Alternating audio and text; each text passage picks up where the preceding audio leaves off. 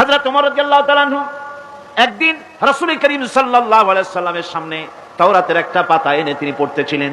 বললেন, হুজুর, তাওরাতের একটা পাতা পাইছি, একটু আপনারে শোনাই। হুজুরের কাছ থেকে অনুমতি না নিয়েই তিনি তা পড়া শুরু করে দিলেন। কিছুক্ষণ পর হযরত আবু বকর রাদিয়াল্লাহু তাআলা আনহু এসে তিনি রাসূলের চেহারার দিকে তাকিয়ে দেখেন আল্লাহর নবীর চেহারা মোবারক গোসায় লাল হয়ে আছে। হযরত সিদ্দিক আকবর রাদিয়াল্লাহু তাআলা আনহু বলেন, ওমর, এর থেকে যদি তুই মরে যেতি, এর থেকে তুমি যদি মরে যেতে। তিনবার বললেন। হযরত ওমর হতচকিত হয়ে গেলেন। তিনি তাকিয়ে রাসূলের চেহারা মোবারকের দিকে দেখেন, হুজুরের চেহারা গোসায় ভরে গেছে। হযরত ওমর থরথর করে কাঁপতে লাগলেন। বললেন, ইয়া রাসূলুল্লাহ, ওমরের জীবন, ওমরের মা বাপের জীবন আপনার কদমে উৎসর্গ হয়ে যাক। কি অপরাধ করেছি ইয়া রাসূলুল্লাহ? হুজুর বলছেন, ওমর,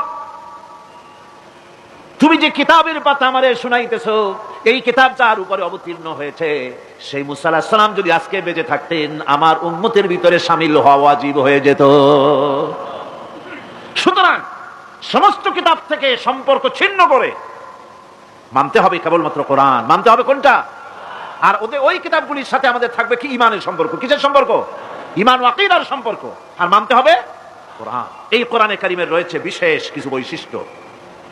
সুবহানাল্লাহ, কত বৈশিষ্ট্য! কোরআনে কারীমের রয়েছে বৈশিষ্ট্য, বৈশিষ্ট্যে ভরা এই কোরআন, যা আল্লাহ রাব্বুল আলামিন আমাদেরকে দান করেছেন। এর এক নম্বরের বৈশিষ্ট্য হলো কোরআন আরবি ভাষায় নাজিল হয়ে গোটা পৃথিবীতে ছড়ায় আছে। আজও পর্যন্ত কোরআনের মধ্যে কোনো পরিবর্তন হয় নাই। হয়েছে কোনো পরিবর্তন? সামনের দিকে হওয়ার সম্ভাবনা আছে?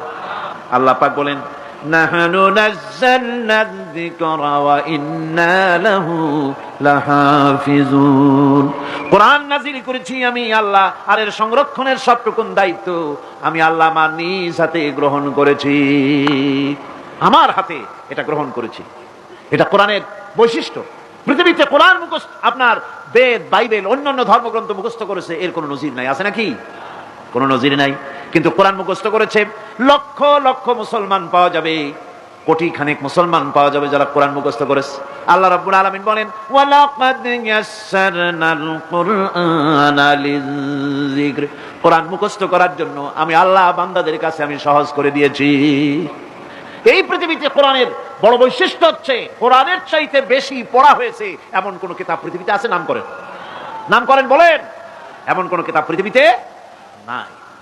আমার ভাইরা, এমন মজার কিতাব, মানুষ বুঝেও পড়ে না বুঝেও পড়ে, রাতের বেলায় তাহাজ্জুদের নামাজ পড়ে কোরআন তেলাওয়াত করে আর চোখের পানি দিয়া দাড়ি ভিজে যায়। কোরআনে কারীম এত মজার কিতাব, এই কোরআনে কারীমকে আল্লাহ রাব্বুল আলামিন বিরাট নিয়ামত করে মানুষের জন্য পেশ করেছেন। আর এই কোরআনেরই অনুসরণ করতে হবে, বৈশিষ্ট্যগুলি বুঝতে হবে।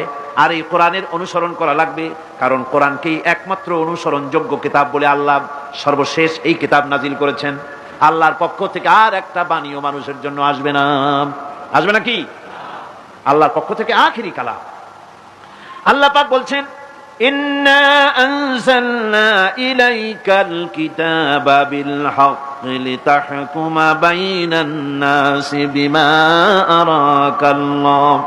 আমি এই কিতাবকে সত্য সহকারে তোমার উপরে অবতীর্ণ করেছি, যাতে করে এই সত্য জ্ঞান এবং বিচার ফয়সালা তুমি মানুষের মধ্যে করতে পারো। সেই জন্য আমার পক্ষ থেকে এই কিতাব তোমার উপরে সত্য সহকারে অবতীর্ণ করেছি।